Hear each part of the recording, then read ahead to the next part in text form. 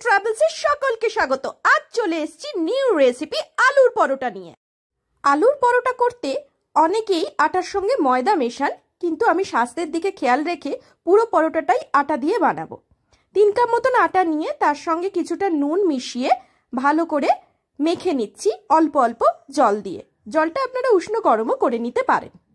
আবার যদি মনে করেন 70% আটা বাকিটা ময়দা দিয়েও করতে পারেন। অনেকে এই আলুর পরোটা মাখার সময় তেল বা ঘি দিয়ে থাকেন, কিন্তু আমি আবারও বলছি, আমি পুরো রেসিপি যখনই করি স্বাস্থ্যের দিকে খেয়াল রাখি, কারণ যখন পরোটাটা ফ্রাই করা হবে তখন তেল বা ঘি দিতে হবে। সেই কারণে আমি মাখার সময় ময়াম দেওয়ার সময় কোনো রকম তেল বা ঘি ব্যবহার করিনি।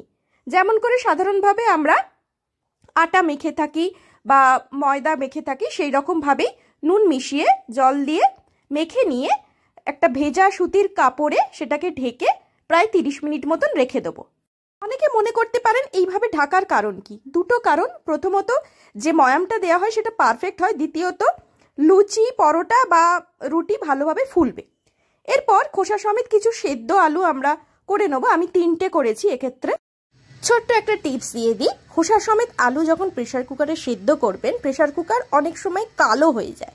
সেটাকে কি করে ঠিক করবেন? প্রেসার কুকারের ওই জলের মধ্যে ভিনিগার বা পাতিলেবুর রস অল্প পরিমাণে যদি মিশিয়ে দেন, তাহলে আপনার প্রেসার কুকার একেবারে ধবধবে সাদা থাকবে। ট্রাই করে দেখতে পারেন। আলুগুলোকে কিন্তু বেশিক্ষণ জলের মধ্যে রাখবেন না। গরম জলের মধ্যে যদি বেশিক্ষণ ডুবিয়ে রাখেন, আলুর মধ্যে একটা জলসা ভাব থাকবে, আর আলুর পরোটার পুর তৈরি করার সময় আলুর ওই জলসা ভাবটা একেবারে খারাপ হবে। সেই কারণে যতটা তাড়াতাড়ি সম্ভব আলুগুলো সিটি হয়ে যাওয়ার পরে, প্রেসারে সিটি হয়ে যাওয়ার পরে সেই গরম জল থেকে আপনারা তুলে নেবেন। এরপর সেদ্ধ হওয়া আলুগুলোকে হাত দিয়ে স্ম্যাশ করে নিয়েছি। আপনারা চাইলে স্ম্যাশার দিয়েও স্ম্যাশ করে নিতে পারেন। আলুর পুর করার ক্ষেত্রে আর কি কি লাগবে এবার পরপর দেখিয়ে দিচ্ছি। মাঝারি মাপের 2টো পেঁয়াজ কুচি করে কেটে রেখেছিলাম, সেগুলো মিশিয়ে দিচ্ছি। ধনেপাতা দিচ্ছি। ধনেপাতা চাইলে আপনারা একটু বেশিও দিতে পারেন। ধনেপাতা দেওয়ার পরই দিয়ে দিচ্ছি 2 থেকে 3টে কাঁচা লঙ্কা কুচি করে কেটে। বাচ্চারা খাবে সেই জন্য আমি অল্প পরিমাণে কাঁচা লঙ্কা দিয়েছিলাম। হালকা আঁচে ভেজে রাখা জিরে মিশিয়ে দিয়েছি। অনেকে এই মিশ্রণের মধ্যে আমচুর পাউডার দিয়ে থাকেন। আমি এখানে আমচুর পাউডার ব্যবহার করিনি, তার পরিবর্তে আমি ব্যবহার করেছি হিং। আপনারা যদি হিং পছন্দ করেন হিংও দিতে পারেন। আবার যদি হিংয়ের পরিবর্তে কেউ আমচুর পাউডার ব্যবহার করতে চান, তাহলে আমচুর পাউডারও ব্যবহার করতে পারেন। জিরে ধনে গুঁড়ো মিশিয়ে দিয়েছি, ঘরে তৈরি করা অবশ্যই। এরপরে আমি ভালো করে পুরটা মেখে নিয়েছি। আমি সবসময় রান্নার ক্ষেত্রে মশলা আগে মেখে নিই, তারপরে স্বাদ মতো লবণ মিশিয়ে দিই। কারণ লবণের মধ্যে লবণ দিলে একটা জলসা ভাব থাকে, আর যেহেতু এটার মধ্যে ধনেপাতা রয়েছে, পেঁয়াজ রয়েছে, জলসা ভাব একটা থাকবেই। সেই কারণে আগে থেকে নুন দিয়ে মাখিনি। আমি মশলা দেওয়ার পরই নুন মেখে, নুন দিয়ে নুনটা একটু স্বাদ করে নেবেন, মুখে দিয়ে বুঝে নেবেন কেমন হয়েছে। এরপরে পুরটা তৈরি হয়ে গেলে কিভাবে আমরা পরোটার মধ্যে পুরটা ভরবো সেটা দেখে নিচ্ছি। পরোটার লেচিগুলোকে একটা বাটির মতন করব।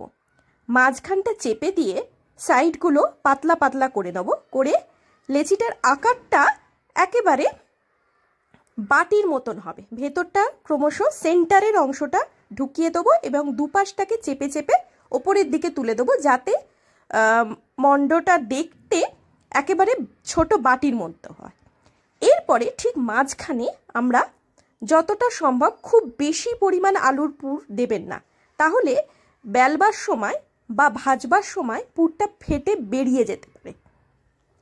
মোটামুটি একটা আন্দাজ মতন পুর দিয়ে চারপাশের জায়গাগুলো ফাঁকা রাখতে হবে, যাতে পুরটার মুখ সহজেই বন্ধ করে দেওয়া যায়। এইভাবে মুখটাকে বন্ধ করতে হবে, আর চেপে চেপে পুরো অংশটা যাতে কোনো দিক থেকে বেরিয়ে না যায়, পুরো অংশটাকেই হাতের 2 তালু দিয়ে চেপে দিতে হবে। এইভাবে এপিঠ ওপিঠ দুটো দিকই ভালো করে চেপে দিতে হবে, যাতে বেলবার সময় কোনো অংশ দিয়েই পুরটা ফেটে না যায়, আমরা সহজে বেলতে পারি। আমি আর একটা পুর ভরা দেখিয়ে দিচ্ছি। লেচিটাকে হাতের মধ্যে গোল করে নিয়ে তারপরে সেটাকে দেখুন কি সুন্দর বাটির আকার করে নিচ্ছি। মাঝখানটা দেবে দিয়ে দুপাশের মানে জায়গাগুলোকে ক্রমশ সরু করে নিতে হবে, ঘুরিয়ে ঘুরিয়ে ঘুরিয়ে ঘুরিয়ে সরু করে নিতে হবে, যাতে পুরোটাই একটা বাটির মতন দেখতে হয়।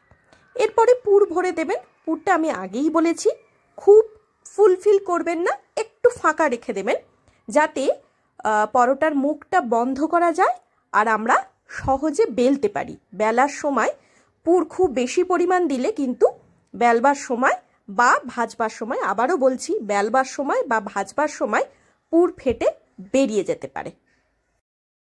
পুরটা ভরবার পরে এদিক ওদিক দুপিঠ ভালো করে দেখে নেবেন বা হাতের তালুতে চেপে দেবেন, যাতে কোনো অংশে উঁচু নিচু না হয় বা দুটো দিকই সমানভাবে সব কিছু মুখ যেন বন্ধ থাকে, ফেটে না যায়। এরপরে আমরা সামান্য ময়দা নিয়ে ময়দায় মেখে নিয়ে আমরা বেলতে শুরু করব।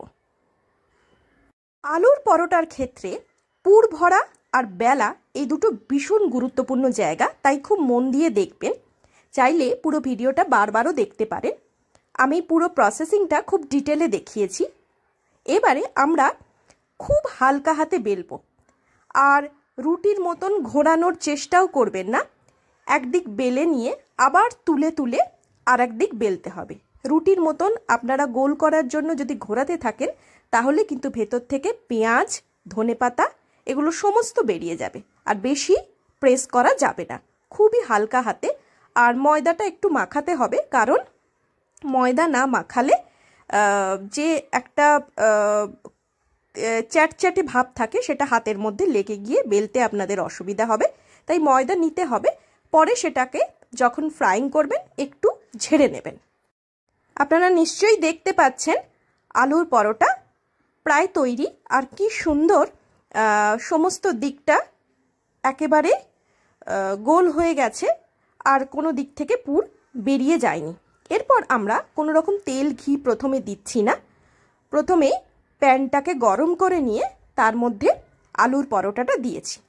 এরপর একটু একটু করে ফ্রাই যত হতে থাকবে তত আমরা তেল বা ঘি দিতে থাকব। তেল বা ঘি আপনারা ইচ্ছা করলে তেলও দিতে পারেন, সাদা তেলও দিতে পারেন, আবার ঘিও দিতে পারেন, যেটা আপনাদের পছন্দ। একদিকে একটু বুটি বুটি মতন ভাজা হয়ে গেলে খুব সাবধানভাবে আর এক পিঠ উল্টে দেবো। দেখতেই পাচ্ছেন প্যানটা ভালো গরম হয়েছে, কারণ পরোটাটা চারপাশ থেকে একটু একটু উঠে এসছে, তার মানে পরোটাটা ফ্রাই হচ্ছে। একটা আলুর পরোটা ফ্রাই হতে কিন্তু 3 থেকে 3.5 বা 4 মিনিটও হতে পারে, কারণ আলুর ভেতরে যে পুরটা দিয়েছি খুব তাড়াতাড়ি কিন্তু আপনারা ফ্রাই করবেন না আলুর পরোটাটা। ভেতরের পুরগুলো যদি ঠিকঠাক ফ্রাই না হয় একটা কাঁচা ভাব থেকে যায়। এরপরে সামান্য আমি যে দেশি ঘি ব্যবহার করি সেটা ওপর দিয়ে ছড়িয়ে দিয়েছি। ছড়িয়ে দিয়ে আমরা এপিট ওপিট করে ভালো করে নেড়ে নেব, ভালো করে ফ্রাই করে নেব। আর এই যে একটা খসখসে সাদা ভাব আছে সেটা পুরো ব্রাউনিশ হবে, তারপরেই কিন্তু আমরা বুঝবো আলুর পরোটা রেডি। আলুর পরোটা মূলত পাঞ্জাব আর উত্তর ভারতের রেসিপি, কিন্তু আমরা এখন বাঙালিরাও আলুর পরোটা ব্রেকফাস্টে বা লাঞ্চে খেয়ে থাকি, কি তাই তো? আর সেই কারণেই আমি এই উইন্টার স্পেশাল রেসিপির মধ্যে আলুর পরোটা কিভাবে আমি তৈরি করেছি সেটা পুরোপুরি শেয়ার করেছি বন্ধুদের সাথে। দেখতে পাচ্ছেন একটা ব্রাউনিশ ভাব আসছে আর ফুলে ফুলে উঠছে পরোটাটা। এইভাবে আমরা বেশ কয়েক মিনিট, ওই যে বলেছিলাম 3.5 থেকে 4 মিনিট ভালো করে দুপিঠ ফ্রাই করে নেব, তারপরেই আমরা পরিবেশন করব।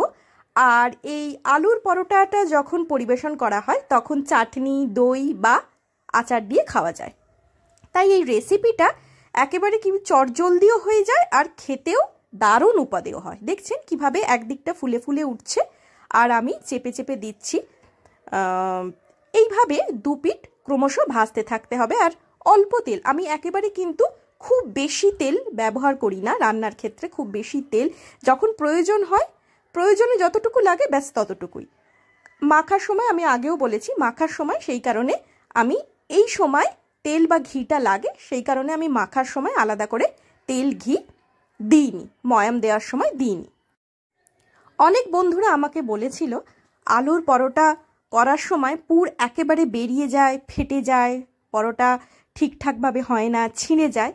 তো আমার পুরো ভিডিওটা যদি ভালো করে দেখেন আর আমি যে স্টেপগুলো ফলো করেছি সেগুলো যদি ট্রাই করবার চেষ্টা করেন বা করে থাকেন, তাহলে 100% শিওর যে আলুর যে পুরটা পরোটার মধ্যে আপনারা দেবেন সেটা বেরিয়ে যাবে না।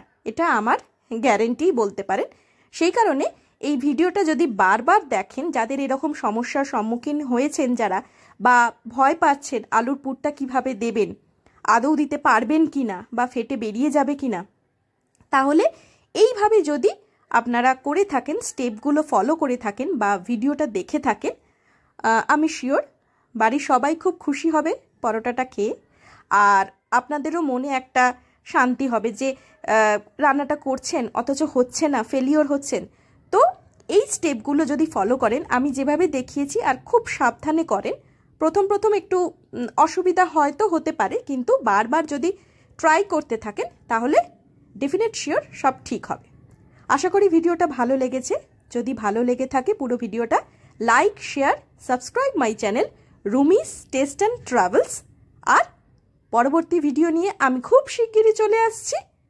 ততক্ষণ সবাই ভালো থাকুন, সুস্থ থাকুন আর ভুরিভোজ জারি রাখুন। বাবাই অ্যান্ড টেক কেয়ার। আলবিদা।